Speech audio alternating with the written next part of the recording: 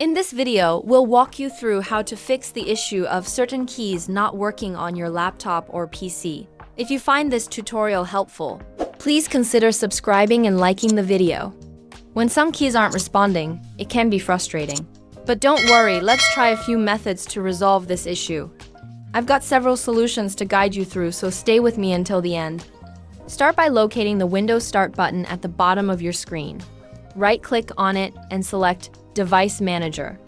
In the Device Manager window, find and expand the Keyboards section by clicking the arrow next to it. You'll see a list of devices here. Yours may be labeled differently, but that's okay. Right-click on each one, select Uninstall Device, and confirm the action. Repeat this for all devices listed under Keyboards. If that didn't fix it, the problem may be physical. Take a moment to check the keyboard and see if any key is physically stuck or jammed, which could be preventing it from working properly. Hopefully, this will solve the problem. If neither of these methods works, you may need to contact the manufacturer of your device for further support.